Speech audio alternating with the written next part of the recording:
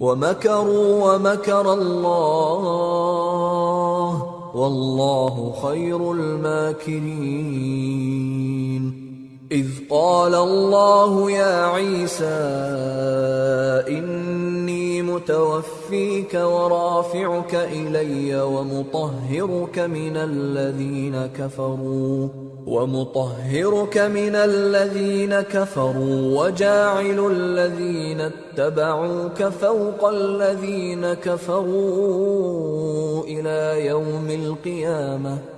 ثم إلي مرجعكم فأحكم بينكم فيما كنتم فيه تختلفون فأما الذين كفروا فأعذبهم عذابا شديدا في الدنيا والآخرة وما لهم من ناصرين وأما الذين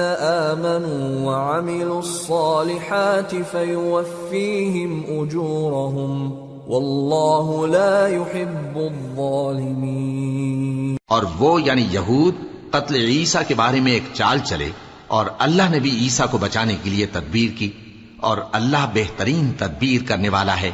उस वक्त अल्लाह ने फरमाया कि ईसा मैं तुम्हारी दुनिया में रहने की मुद्दत पूरी करके तुमको अपनी तरफ उठा लूंगा और तुम्हें काफिरों की सोहबत से पाक कर दूंगा